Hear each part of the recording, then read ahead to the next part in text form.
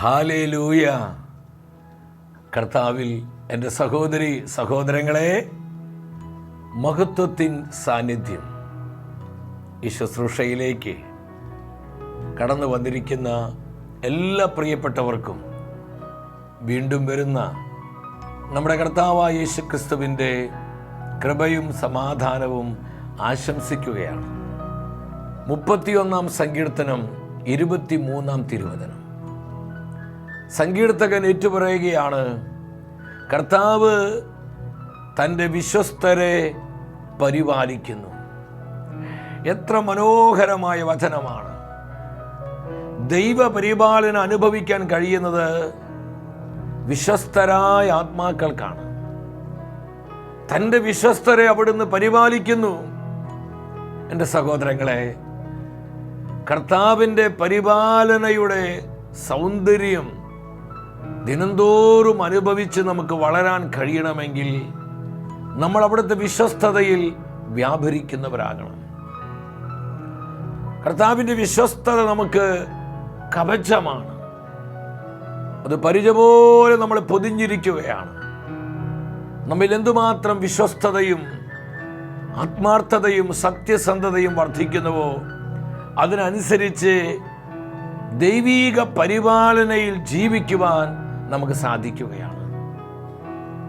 ഈ വചനം തരുന്ന ഉറപ്പിൽ പൂർണ്ണമായി വിശ്വസിച്ചുകൊണ്ട് ഇന്നത്തെ ശുശ്രൂഷകളിലേക്ക് നമ്മൾ പ്രവേശിക്കുകയാണ്. നമ്മെ അലട്ടുന്ന ഒരുപാട് പ്രശ്നങ്ങളുണ്ട്. നമ്മുടെ മനസ്സിനെ നൊമ്പരപ്പെടുത്തുന്ന മുറിപ്പാടുകൾ, നമ്മുടെ ഹൃദയത്തിന് വിവിധങ്ങളായ ആകുലതകൾ, മനോഭാരങ്ങൾ. സഹോദരങ്ങളെ, കർത്താവിന്റെ പരിശുദ്ധ വചനം പറയുന്നു, തന്റെ വിശ്വസ്തരെ കർത്താവ് പരിപാലിക്കുന്നു. നമ്മുടെ വ്യക്തി ജീവിതത്തിൽ, നമ്മുടെ കുടുംബത്തിൽ, നമ്മുടെ ബന്ധങ്ങളിൽ, നമ്മുടെ ഇടപാടുകളിൽ, നമ്മുടെ ആവശ്യങ്ങളിലെല്ലാം ദൈവത്തിന്റെ പരിപാലന അനുഭവിക്കാൻ നമുക്ക് സാധ്യമാകണമെങ്കിൽ വിശ്വസ്തത കൂടിയേ തീരൂ. എല്ലാ ഭാരങ്ങളും കർത്താവിന്റെ കരങ്ങളിൽ കേൾപ്പിച്ചു കൊടുത്ത് നമ്മുടെ മധ്യയുള്ള ആത്മാവിന്റെ സാന്നിധ്യം അനുഭവിച്ച് വലതുകരം സ്വർഗത്തിലേക്ക് ഉയർത്തി നമ്മൾ ആയിരിക്കുന്നിടത്ത് എല്ലാവരും വലതുകരം ഉയർത്തിപ്പിടിച്ച് വിശ്വാസത്തോടെ വലതുകരം ഉയർത്തി ഒന്നിച്ച് പ്രാർത്ഥിക്കുകയാണ്. കർത്താവായ ദൈവമേ, കർത്താവായ ദൈവമേ, കർത്താവായ ദൈവമേ, കർത്താവായ ദൈവമേ, ആത്മാവിനെ വർഷിക്കണമേ, ആത്മാവിനെ വർഷിക്കണമേ, പരിശുദ്ധാത്മാവേ വരണമേ, പരിശുദ്ധാത്മാവേ വരണമേ, വചനമയച്ച് ഞങ്ങളെ വിശുദ്ധീകരിക്കണമേ, ഞങ്ങളെ വിശുദ്ധീകരിക്കണമേ, ആവശ്യമായ ആലോചനകൾ നൽകണമേ, ആവശ്യമായ ആലോചനകൾ നൽകണമേ, വിശ്വസ്തയോടെ ജീവിക്കുവാൻ, വിശ്വസ്തയോടെ ജീവിക്കുവാൻ, വിശ്വസ്തതയിൽ ദിനംപ്രതി വളരുവാൻ, വിശ്വസ്തതയിൽ ദിനംപ്രതി വളരുവാൻ, പരിശുദ്ധാത്മാവേ, പരിശുദ്ധാത്മാവേ ഞങ്ങളെ സഹായിക്കണമേ, ഞങ്ങളെ സഹായിക്കണമേ. ഹല്ലേലൂയ, ഹല്ലേലൂയ, ഹല്ലേലൂയ. ഹല്ലേലൂയ. ഇരുകരങ്ങളും ദൈവസന്നിധിയിലേക്ക് യാചനാപൂർവം തുറന്നു പിടിച്ച് നമ്മൾ ഒരു മനസ്സോടെ പാടി പ്രാർത്ഥിക്കുകയാണ്. കർത്താവേ, അങ്ങയുടെ ജീവനുള്ള സാന്നിധ്യം ഞങ്ങൾക്ക് നൽകണമേ, അവിടുത്തെ കൃപയാൽ ഞങ്ങളെ വർദ്ധിപ്പിക്കണമേ, അങ്ങയുടെ മഹത്വത്താൽ ഞങ്ങളെ പ്രകാശിപ്പിക്കണമേ. ഓ സ്പിരിറ്റ് മൂവ്. ഹല്ലേലൂയ. നിന്റെ ഗീതം പോലെ എന്നെ നിത്യം നടത്തിയിടണമേ.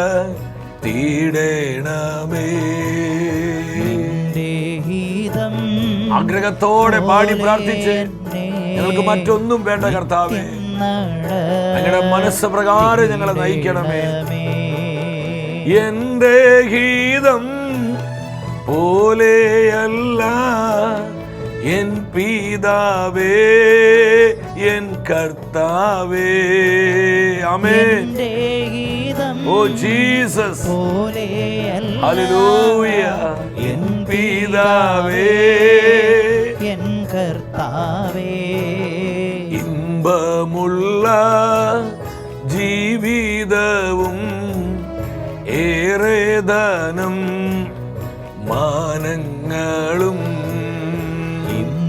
ഇതൊന്നും വേണ്ട കർത്താവേ, അങ്ങയുടെ സാന്നിധ്യം മതി, അങ്ങയുടെ സ്നേഹത്തിന്റെ സൗരഭ്യം മതി കർത്താവേ. മാനങ്ങളും തുമ്പമറ്റ സൗഖ്യങ്ങളും ചോദിക്കുന്നില്ലേ അടിയൻ. നിന്റെ ഹിതം പോലെ എന്നെ നിത്യം നടത്തിയിടണമേ. ഈശോയേ കൃപ തരണമേ.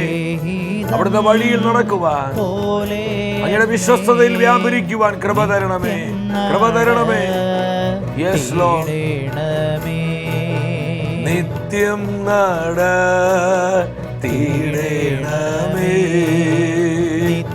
ഇരു കരങ്ങളും സ്വർഗത്തിലേക്ക് ഉയർത്തി അല്പസമയം സ്വതന്ത്രമായ കർത്താവിന്റെ തിരുനാമത്തെ വിളിച്ച് ഒരു മനസ്സോടെ സ്തുതിച്ചു പ്രാർത്ഥിക്കുന്നു. ഹല്ലേലൂയ, ഹല്ലേലൂയ, ഹല്ലേലൂയ, ഹല്ലേലൂയ. കർത്താവേ കൃപ ചൊരിയണമേ, ചൊരിയണമേ, ചൊരിയണമേ. ഞങ്ങൾ അനോയിന്റ് ചെയ്യണമേ ഈശോയേ. ഹല്ലേലൂയ, ഹല്ലേലൂയ, ഹല്ലേലൂയ. കെട്ടുകളെ പൊട്ടിക്കുന്ന അഭിഷേകം, ഹൃദയങ്ങളെ തുറക്കുന്ന അഭിഷേകം, ഹൃദയ കാഠിന്യത്തെ നിർവീര്യമാക്കുന്ന അഭിഷേകം കർത്താവേ ഞങ്ങളുടെ മേൽ പകരുക, ഞങ്ങളുടെ മേൽ പകരുക. Lord release your anointing. ഹല്ലേലൂയ, ഹല്ലേലൂയ. കുടുംബങ്ങളെ അനുഗ്രഹിക്കണമേ, ജീവിതങ്ങളെ ശുദ്ധീകരിക്കണമേ കർത്താവേ. അങ്ങയുടെ ചങ്കിലെ ചോരയാൽ ഞങ്ങളെ കഴുകണമേ കർത്താവേ, ഞങ്ങളെ ശുദ്ധീകരിക്കണമേ. ഹല്ലേലൂയ, ഹല്ലേലൂയ, ഹല്ലേലൂയ. Anointing, anointing, anointing. ഈശോയെ നന്ദി, ഈശോയെ സ്തുതി, ഈശോയെ ആരാധന. പരിശുദ്ധമേ, സഭയുടെ അമ്മേ, ഔസേപ്പ് പിതാവേ, സകല വിശുദ്ധരെ ഞങ്ങൾക്കായി പ്രാർത്ഥിക്കണമേ. ആമേൻ, ആമേൻ. ഹല്ലേലൂയ, ഹല്ലേലൂയ.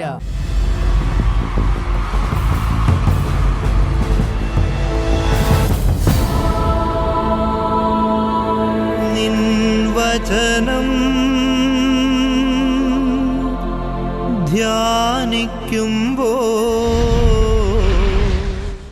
പ്രിയ ദൈവമക്കളെ, നമ്മുടെ ജീവിതത്തെ ശുദ്ധീകരിക്കുന്ന കർത്താവിൻ്റെ വചനത്തിൻ്റെ മുൻപിൽ പ്രാർത്ഥനാപൂർവമായിരിക്കാം.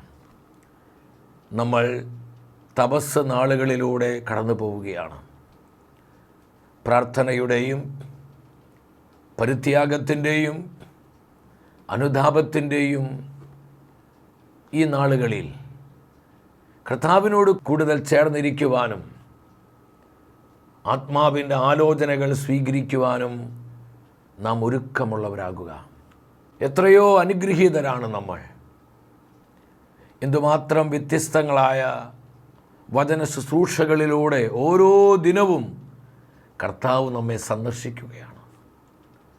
കർത്താവിൻ്റെ സ്നേഹത്തെ ഓർത്തും അവിടുത്തെ ശാശ്വതമായ കാരുണ്യത്തെ ഓർത്തും മാറ്റമില്ലാതെ നിലനിൽക്കുന്ന വിശ്വസ്തതയോർത്തും നമുക്ക് നന്ദിയുള്ളവരാകാം.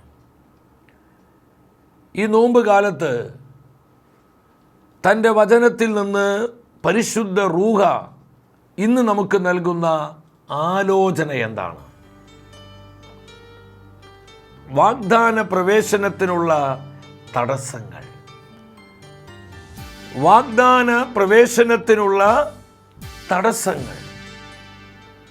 തുറന്നു വരുന്ന ആഴ്ചകളിൽ നമ്മളൊരു തുടർച്ചയായി ഈ വചന സന്ദേശം, ഈ വിഷയം നമ്മൾ ദൈവവചനത്തിൽ നിന്ന് ധ്യാനിക്കുകയാണ്.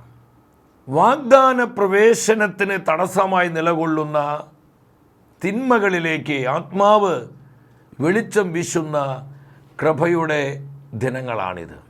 അപ്പോസ്തലനായ പൗലോസ് സഭയെ പഠിപ്പിച്ചു. കൊരിന്തോസ് സഭയ്ക്ക് എഴുതിയ 1-ാമത്തെ ലേഖനം 10-ാം അധ്യായം 1 മുതൽ 5 വരെയുള്ള തിരുവചനങ്ങൾ.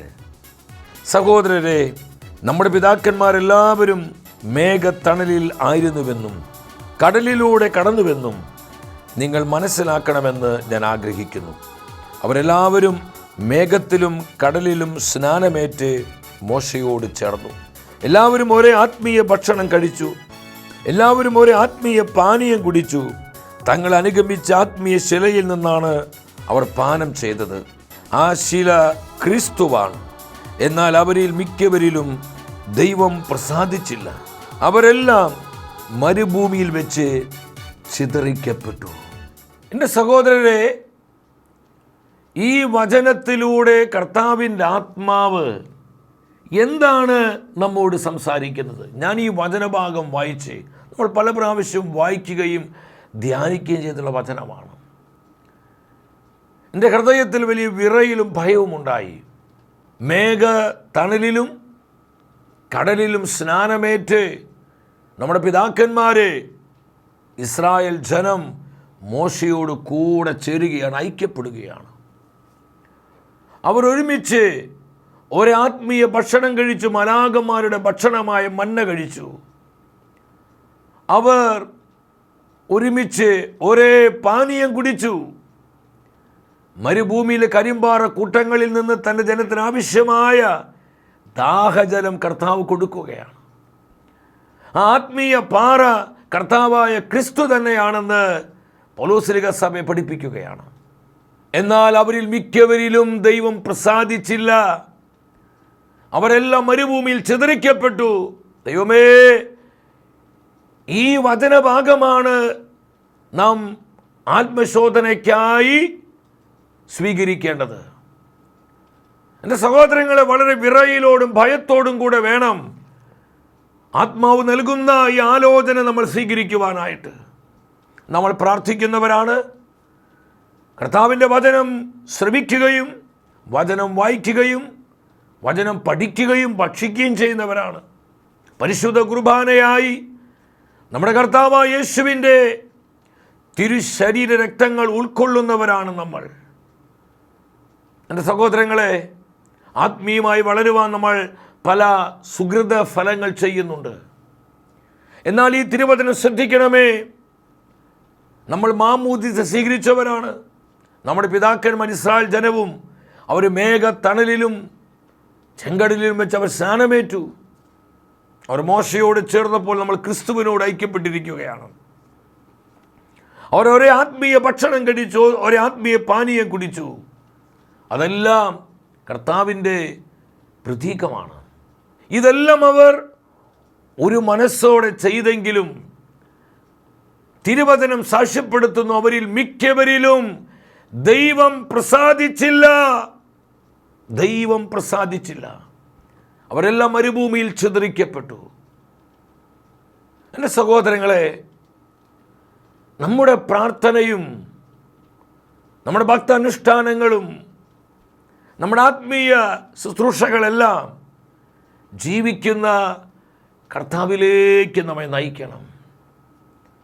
ദിനംതോറും കർത്താവിൻ്റെ സ്നേഹത്തിൽ നാം വളരുന്നവരാകണം. നാം എന്തുമാത്രം കർത്താവിനോട് ചേർന്നിരിക്കുന്നുവോ അത്രമാത്രം നമ്മൾ ആത്മീയ സൗന്ദര്യമുള്ളവരായി മാറുകയാണ്. നമ്മുടെ സൗന്ദര്യം, സ്പിരിച്വൽ ബ്യൂട്ടി വർദ്ധിക്കുകയാണ്. ബാഹ്യമായ ലോകത്തിന് നശ്വരമായ സൗന്ദര്യത്തെക്കുറിച്ചല്ല ഞാൻ പറയുന്നത്. ഒരു ചെറിയ പനി വന്നാൽ മതി, നമ്മുടെ സൗന്ദര്യം കിട്ടുപോകുന്നു. എത്രയെത്രയോ സുന്ദരന്മാരും സുന്ദരികളും ക്യാൻസർ പിടിപെട്ട് കീമോതെറാപ്പിക്ക് വിധേയരാകുമ്പോൾ അവിടെ സുന്ദരമായ മുടികളെല്ലാം കൊഴിഞ്ഞുപോയി അവർ വൃദ്ധകളെപ്പോലെ ആയിത്തീരുന്നു. എൻ്റെ സഹോദരങ്ങളെ, നമ്മുടെ ശരീരത്തിൻ്റെ നശ്വരമായ സൗന്ദര്യം ഇത്രയേ ഉള്ളൂ. എന്നാൽ നമ്മൾ യഥാർത്ഥത്തിൽ സൗന്ദര്യമുള്ളവരാകുന്നത് കർത്താവിനോട് നമ്മൾ എത്രമാത്രം ചേർന്നിരിക്കുന്നുവോ, നമ്മൾ അവിടത്തോട് എന്തുമാത്രം ഐക്യപ്പെട്ടിരിക്കുന്നുവോ അതനുസരിച്ചാണ് നമ്മുടെ ആത്മീയ സൗന്ദര്യം വർദ്ധിക്കുന്നത്. ഹല്ലേലൂയ! സ്പിരിച്വൽ ബ്യൂട്ടി നമുക്ക് വേണ്ടത് ഈ ആത്മീയ സൗന്ദര്യമാണ്. ഇവർ ആത്മീയ ഭക്ഷണം കഴിച്ചു, മലാഖമാരുടെ ഭക്ഷണമായി മന്ന കഴിച്ചു. പക്ഷെ ദൈവം പ്രസാദിച്ചില്ല എന്നാണ് പറയുന്നത്. അവർ ആത്മീയ പാനീയം കുടിച്ചു. ആ പാനീയം അത് ക്രിസ്തുവാണ്. അവർ ക്രിസ്തുവിൻ്റെ രക്തത്തിൽ, അത് പഴയ നിയമത്തിലെ ഒരു നിഴലാണ്, പരിശുദ്ധ കുർബാനയുടെ നിഴലുകളാണ് ഇതൊക്കെ. അവർ ഇതിലെല്ലാം പങ്കുപറ്റിയിട്ടും ചിതറിക്കപ്പെടുകയാണ്. ദൈവത്തിൻ്റെ അംഗീകാരം അവർക്ക് ലഭ്യമാകുന്നില്ല. അപ്പോൾ സഹോദരങ്ങളെ, നമ്മുടെ ആചാരങ്ങളും നമ്മുടെ അനുഷ്ഠാനങ്ങളും നമ്മുടെ ഭക്തകൃത്യങ്ങളും നമ്മുടെ പ്രാർത്ഥനകളും ആത്മീയ ശുശ്രൂഷകളെല്ലാം നമ്മെ കർത്താവിൻ്റെ സ്നേഹത്തിലേക്ക് നയിക്കണം. കർത്താവുമായൊരു വിട്ടുപിരിയാത്ത ബന്ധത്തിൽ നമ്മളായിത്തീരണം. ഈ നോമ്പ് കാലത്ത് പരിശുദ്ധ റൂഹായിക്ക് നമുക്ക് നൽകുന്ന സന്ദേശം അതാണ്. നമ്മൾ ഒത്തിരിയേറെ കാര്യങ്ങൾ ഇന്ന് ചെയ്യുന്നുണ്ട്. നോമ്പെടുക്കുന്നു, നമ്മൾ പലതും വേണ്ടെന്ന് വയ്ക്കുന്നു, നമുക്കിഷ്ടപ്പെട്ട സന്തോഷങ്ങൾ വർദ്ധിക്കുന്നു, നമുക്ക് സുഖം തരുന്ന പലതും നമ്മൾ ഉപേക്ഷിക്കുന്നു. ഇത് വളരെ നല്ല കാര്യമാണ്. എന്നാൽ സഹോദരങ്ങളെ, ഈ ഉപേക്ഷകളെല്ലാം കർത്താവിൻ്റെ സ്നേഹത്തിലേക്ക് നമ്മെ നയിക്കണം. കർത്താവിനോട് ചേർന്നിരിക്കുന്ന ആത്മാവായി നമ്മൾ മാറണം. ഇന്ന് നമ്മുടെ ഒരു അടിസ്ഥാന വിഷയം എന്താണ്? പലപ്പോഴും നിങ്ങൾ ശ്രദ്ധിക്കണം, എന്തുകൊണ്ട് അവർ ചിതറിക്കപ്പെട്ടത്? അതിൻ്റെ കാരണങ്ങളെക്കുറിച്ച് തുറന്നു വരുന്ന ആഴ്ചകളിൽ നമ്മൾ തിരുവചനത്തിൽ ധ്യാനിക്കുകയാണ്. ഹെബ്രായ ലേഖനത്തിൽ ആത്മാവ് നമുക്ക് തരുന്ന ശക്തമായൊരു വാണിംഗ്, മുന്നറിയിപ്പുണ്ട്. 3-ാം അധ്യായം 12-ാം തിരുവചനത്തിലാണ്. എൻ്റെ സഹോദരങ്ങളെ, നിങ്ങളിൽ ആരും ജീവിക്കുന്ന ദൈവത്തിൽ നിന്ന് നിങ്ങളുടെ ദുഷ്ടഹൃദയം മൂലം അകന്നു പോകാതിരിക്കാൻ ശ്രദ്ധിച്ചുകൊള്ളുവിൻ. എത്ര ഷാർപ്പാണ് ഈ വചനം! നാം എന്ത് ശ്രദ്ധിക്കുവാനാണ് വചനം പഠിപ്പിക്കുന്നത്? ജീവിക്കുന്ന ദൈവത്തിൽ നിന്ന്, കർത്താവിൻ്റെ സാന്നിധ്യത്തിൽ നിന്ന്, കർത്താവിനോട് നമ്മൾ ചേർന്നിരിക്കുന്ന ആ ചേർന്നിരിപ്പിൽ നിന്ന് നാം അകന്നു പോകാതിരിക്കാൻ അതീവ ശ്രദ്ധയുള്ളവരായിരിക്കുക. എങ്ങനെയാണ് അകന്നു പോകുന്നത്? നമ്മുടെ ദുഷ്ടഹൃദയം മൂലം, നമ്മുടെ ഹൃദയത്തിന് ദുഷ്ടത മൂലം. നമ്മൾ ഈ സത്യം മനസ്സിലാക്കണം. അവർ പലപ്പോഴും കർത്താവിനെ പാടി ആരാധിച്ചു, സ്തുതിച്ചു, മാലാഖമാരുടെ ഭക്ഷണമായി മന്ന കഴിച്ചു, ആത്മീയ പാനീയം കുടിച്ചു, അവർ ദൈവത്തിൻ്റെ തേജസ് ദർശിച്ചു. ഇതെല്ലാം ചെയ്യുമ്പോൾ അവരുടെ ഹൃദയം കർത്താവിലായിരുന്നില്ല. അവരുടെ ഹൃദയം കർത്താവിലായിരുന്നില്ല. സഹോദരങ്ങളെ, കർത്താവ് ഇത് നമ്മൾ ശ്രദ്ധിക്കുന്നുണ്ട്. യെശയ്യാ പ്രവചനം 44:20 പറയുന്നു, അവൻ്റെ വഞ്ചിക്കപ്പെട്ട ഹൃദയം അവനെ വഴിതെറ്റിക്കുന്നു, അവൻ വെണ്ണീർ ഭുജിക്കുന്നു, തൻ്റെ ഹൃദയം കാപഢ്യമുള്ളതാണെന്ന് അവൻ തിരിച്ചറിയുന്നില്ല. ഇവിടെ നമ്മൾ അതീവ ശ്രദ്ധയുള്ളവരാകണം. ഈ നോമ്പ് കാലത്ത് കർത്താവിൻ്റെ ജനമായ നമ്മോട് ആത്മാവിന് പറയാനുള്ള ഒരു പ്രധാന മെസ്സേജ് ഇതാണ്: നാം കർത്താവിനോട് ചേർന്നിരിക്കുന്നവരാകണം. കർത്താവുമായിട്ടുള്ള വിട്ടുപിരിയാത്തൊരു ബന്ധത്തിൽ നമ്മൾ ആഴപ്പെടണം. പൗലോസ് പറയുന്നുണ്ട് കൊളോസ്സസിലെ സഭയോട്, 2-ാം അധ്യായം 6-ാമത്തെ വചനമാണ്, നാം യേശുക്രിസ്തുവിനെ സ്വീകരിച്ചിരിക്കുന്നതിനാൽ അവനിൽ ജീവിക്കുവിൻ. ഒരു സ്ത്രീ ഒരു പുരുഷനെ ഭർത്താവായി സ്വീകരിക്കുന്ന എന്തിനു വേണ്ടിയാണ്? ഒരു പുരുഷൻ ഒരു സ്ത്രീയെ തൻ്റെ ഭാര്യയായി സ്വീകരിക്കുന്ന എന്തിനു വേണ്ടിയിട്ടാണ്? അവർക്കൊന്നിച്ച് സ്നേഹത്തോടെ ജീവിക്കുവാനാണ്, ഒന്നിച്ച് ജീവിക്കുവാനാണ്, ഒന്നിച്ച് പങ്കുവെക്കുവാൻ, ഒന്നിച്ച് സ്നേഹിക്കുവാൻ, ഒന്നിച്ചായിരിക്കുവാൻ. ഈ ഒരു കോൺടെക്സ്റ്റിൽ, ഈ ഒരു വീക്ഷണത്തിൽ ഈ തിരുവചനം നമ്മളൊന്ന് ശ്രദ്ധിച്ച്, പൗലോസ്ലിക സഭയെ പഠിപ്പിക്കുന്നത് നമുക്കുള്ള മെസ്സേജാ. നാം എന്തിനാണ് യേശുവിനെ സ്വീകരിച്ചിരിക്കുന്നത്? വെറും ഭൗതികമായ കുറച്ച് നന്മകൾക്ക് വേണ്ടിയാണോ? നശ്വരമായ ചില നേട്ടങ്ങൾക്ക് വേണ്ടിയാണോ? ഈ ലോക ജീവിതം അല്ലിലും അലച്ചിലുമില്ലാതെ, സഹനങ്ങളില്ലാതെ, അത് വളരെ എൻജോയ് ചെയ്ത് ഈ ലോകത്തിൻ്റെ ആർഭാടങ്ങളും ആഘോഷങ്ങളും അനുഭവിച്ച് ജീവിക്കുവാൻ, സുന്ദരമായൊരു ജീവിതം നടത്തുവാനാണോ? വെറും നശ്വരമായ കാര്യങ്ങൾക്ക് വേണ്ടി നാം കർത്താവിനെ സ്വീകരിച്ചിരിക്കുകയാണോ? അല്ല സഹോദരങ്ങളെ, ഈ ജീവിതത്തിനപ്പുറം നമുക്ക് നിത്യമായൊരു ജീവിതമുണ്ട്. കർത്താവിൻ്റെ സുവിശേഷത്തിന് നമുക്ക് നൽകാനുള്ള ഏറ്റവും ശക്തമായ സന്ദേശം ഇതാണ്: നമുക്കൊരു നിത്യതയുണ്ട്, നമുക്ക് നിത്യമായൊരു ജീവിതമുണ്ട്. ഈ ജീവിതത്തിന് വേണ്ടി നമ്മൾ യേശുവിനെ സ്വീകരിച്ചിരിക്കുന്നത്. അതുകൊണ്ട് വചനം പഠിപ്പിക്കുക, നിങ്ങൾ ക്രിസ്തുവിൽ ജീവിക്കുവിൻ, അവനിൽ ജീവിക്കുവിൻ, അവനോട് ചേർന്നിരിക്കുവിൻ, അവനോട് കൂടെ വ്യാപരിക്കുവിൻ, അവൻ്റെ സാന്നിധ്യത്തിലായിരിക്കുവിൻ. ഹല്ലേലൂയ! സഹോദരങ്ങളെ, ഇതല്ലേ ക്രിസ്തീയ ജീവിതം? ഈ ഒരു ആത്മീയതയിലേക്ക് നമ്മൾ കടന്നു വരുമ്പോഴാണ് നമ്മുടെ പ്രാർത്ഥനകൾക്കും നമ്മുടെ കുദാശ സ്വീകരണങ്ങൾക്കും നമ്മുടെ ഭക്ത അനുഷ്ഠാനങ്ങൾക്കെല്ലാം അർത്ഥമുണ്ടാകുന്നത്, അതിന് മഹത്വമുണ്ടാകുന്നത്. ക്രിസ്തുവിൽ ജീവിക്കുവിൻ. ജെറമ്യ പ്രവചനം 13:11 നമുക്കറിയാം, മനോഹരമായൊരു വചനമാണ്. കർത്താവ് തൻ്റെ മനസ്സ് നമ്മോട് കാണിക്കുകയാണ്. അരക്കച്ചറയോട് ചേർന്നിരിക്കുന്നത് പോലെ എൻ്റെ ജനം എന്നോട് ചേർന്നിരിക്കണമെന്ന് ഞാൻ ആഗ്രഹിക്കുന്നു. അരക്കച്ചറയോട് ചേർന്നിരിക്കുന്നത് പോലെ എൻ്റെ ജനം എന്നോട് ചേർന്നിരിക്കണമെന്ന് ഞാൻ ആഗ്രഹിക്കുന്നു. അപ്പോൾ കർത്താവിനോട് ചേർന്നിരിക്കുവാൻ വിളി ലഭിച്ചവരാണ് അവൻ്റെ ജനമായ നമ്മൾ ഓരോരുത്തരും. നമ്മുടെ അടിസ്ഥാന വിളി എന്താ? To be with him. കർത്താവിനോട് കൂടെയായിരിക്കുക. എല്ലാവരും ഒന്ന് ശ്രദ്ധിച്ച്, കർത്താവിനോട് കൂടെയായിരിക്കുക. അതിനെനിക്ക് കഴിയുന്നുണ്ടോ? എൻ്റെ പ്രാർത്ഥനയ്ക്ക്, എൻ്റെ വചന പഠനത്തിന്, വചന ധ്യാനത്തിന്, എൻ്റെ കൗദാശിക ജീവിതത്തിന് എൻ്റെ കർത്താവിനോട് കൂടെയായിരിക്കുവാൻ, അവൻ്റെ സാന്നിധ്യത്തിലായിരിക്കുവാൻ, അവനോട് ചേർന്നിരിക്കുവാൻ അതെന്നെ പ്രാപ്തമാക്കുന്നുണ്ടോ? ഇല്ലെങ്കിൽ എൻ്റെ സഹോദരങ്ങളെ, അതെല്ലാം ശൂന്യമാണെന്ന് ആത്മാവ് നമ്മൾ അറിയിക്കുകയാണ്. 91 സങ്കീർത്തനം 1 വചനം. അത്യുന്നതൻ്റെ സംരക്ഷണത്തിൽ കഴിയുന്നവനും സർവശക്തൻ്റെ തണലിലായിരിക്കുന്നവനും. സർവശക്തനായ കർത്താവിൻ്റെ തണലിലായിരിക്കുക, അവൻ്റെ മറവിലായിരിക്കുക, അവൻ്റെ പ്രസൻസിലായിരിക്കുക. അതാണ് നമ്മുടെ അടിസ്ഥാന വിളി. കർത്താവ് തൻ്റെ പ്രിയപ്പെട്ട ശിഷ്യരെ മലമുകളിലേക്ക് വിളിച്ചു. ഇതിനു വേണ്ടിയാണ് വിളിച്ചത്. വിശുദ്ധ മാർക്കോസിന് സുവിശേഷം 3:12 വചനത്തിൽ പറയാം, തന്നോട് കൂടെയായിരിക്കുവാൻ. തന്നോട് കൂടെയായിരിക്കുവാൻ. നമ്മളൊരു കാര്യം മനസ്സിലാക്കണം.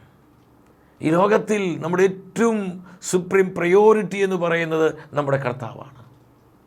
നമുക്ക് ഈ ജീവൻ തന്നവൻ, നമ്മെ തൻ്റെ രക്തം കൊടുത്ത് വീണ്ടെടുത്തവൻ, വിലയ്ക്ക് വാങ്ങിയവൻ, നമ്മുടെ ജീവിതത്തിൻ്റെ കർത്താവും നമ്മുടെ ജീവിതത്തിൻ്റെ മാസ്റ്ററും നമ്മുടെ ജീവിതത്തിൻ്റെ യഥാർത്ഥ ഉടമസ്ഥനും ആരാണ്? കർത്താവായ യേശുവാണ്. മറ്റാരുമല്ല, ഈ ലോകത്തിലെ മറ്റാരുമല്ല. നമ്മുടെ കർത്താവായ ഈശോയാണ് നമ്മുടെ ജീവിതത്തിൻ്റെ അതിനാഥനും ഉടമസ്ഥനും യഥാർത്ഥ കർത്താവ്. അതുകൊണ്ട് പരിശുദ്ധ വചനം പറയുന്നത് നാം അവനോട് ചേർന്നിരിക്കുക. അവസാന നാളുകളിൽ സംഭവിക്കുന്നൊരു വലിയ ആത്മീയ തകർച്ചയെക്കുറിച്ച് പൗലോസ്ലീഹ സഭയെ 2000 വർഷങ്ങൾക്ക് മുൻപ് പഠിപ്പിക്കുന്നുണ്ട്. It's A prophetic message. ഇതൊരു പ്രവചന സന്ദേശമാണ്. തിമോത്തിയോസിന് എഴുതിയ 2 ലേഖനം 3 4-5 വചനങ്ങളിലാണ്.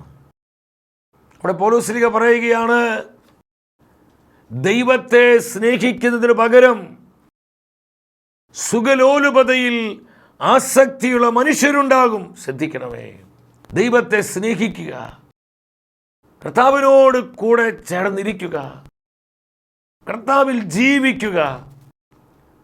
ഈ അടിസ്ഥാന വിളിക്ക് ചേരാത്ത വിധം സുഖലോലുപതയിൽ ആസക്തിയുള്ള, അഭിരുചിയുള്ള ഒരുപാട് ജനമുണ്ടാകും. ഈ ആത്മീയ തകർച്ച സംഭവിക്കുന്നത് സഭയിലാണ്. വീണ്ടും 5 വചനം പഠിപ്പിക്കുന്നു, ഭക്തിയുടെ ബാഹ്യരൂപം അണിഞ്ഞ് അവർ അതിൻ്റെ ആന്തരിക ചൈതന്യത്തെ നിഷേധിക്കും. ഇന്നിതല്ലേ സംഭവിക്കുന്നത്? ഭക്തിയുടെ ബാഹ്യരൂപങ്ങൾ അണിഞ്ഞുകൊണ്ട് യഥാർത്ഥ സ്പിരിറ്റ്, അത് യഥാർത്ഥ ആത്മാവിനെ നിഷേധിക്കുക, യഥാർത്ഥ അരൂപിയെ തള്ളിക്കളയുക.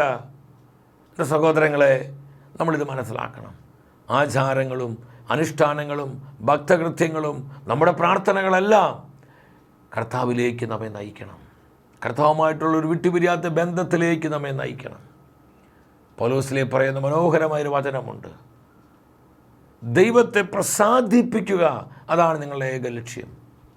കൊരിന്ത്യസ്കാർക്ക് എഴുതിയ 2 ലേഖനം 5 വചനത്തിലാണ്. വീണ്ടും 8 വചനത്തിൽ പറയാണ്, അടുത്തിരുന്നാലും അകലെയിരുന്നാലും ഞങ്ങൾക്ക് കർത്താവിനോട് കൂടെ ആയിരുന്നാൽ മതി. ഞങ്ങൾക്ക് കർത്താവിനോട് കൂടെ ആയിരുന്നാൽ മതി. ഞങ്ങൾ കർത്താവിനെ പ്രസാദിപ്പിച്ചാൽ മതി. സഹോദരങ്ങളെ, ഈ സത്യം മനസ്സിലാക്കിക്കൊണ്ട് നമ്മുടെ ജീവിതങ്ങളെ കർത്താവിന് സമർപ്പിക്കുക. ഈ നോമ്പ് കാലം അനുതാപത്തിൻ്റെയും പ്രാർത്ഥനയുടെയും പരിത്യാഗത്തിൻ്റെയും നാളുകളിൽ ഈ നോമ്പിന് കൂടുതൽ മഹത്വവും അർത്ഥവും ഉണ്ടാകുന്നത് നമ്മൾ കർത്താവിനോട് ചേർന്നിരിക്കുമ്പോഴാണ്, കർത്താവിൻ്റെ സ്വരം ശ്രവിക്കുമ്പോഴാണ്, കർത്താവുമായിട്ടുള്ള വിട്ടുപിരിയാത്തൊരു ബന്ധത്തിലേക്ക് കടന്നു വരുമ്പോഴാണ്. നമ്മുടെ ജീവിതങ്ങൾ അതിനായി നമുക്ക് സമർപ്പിക്കാം. നമ്മുടെ കുടുംബങ്ങൾ ദൈവ സാന്നിധ്യ കുടുംബങ്ങളായി മാറട്ടെ. നമ്മുടെ സമൂഹങ്ങൾ കർത്താവിൻ്റെ സാന്നിധ്യത്തിൻ്റെ പ്രകാശം പരത്തുന്ന സമൂഹങ്ങളാകട്ടെ. നമ്മുടെ ഓരോ ജീവിതവും കർത്താവിൻ്റെ സാന്നിധ്യത്തെ സംവഹിക്കുന്ന, ക്യാരി ചെയ്യുന്ന ജീവിതങ്ങളായി മാറട്ടെ. വ്യക്തിപരമായ നമ്മുടെ നിയോഗങ്ങളെയും നമ്മുടെ കുടുംബത്തിൻ്റെ സകല ആവശ്യങ്ങളെയും നമ്മെ ഓരോരുത്തരെയും നമ്മുടെ കർത്താവ് സമൃദ്ധമായി അനുഗ്രഹിക്കട്ടെ.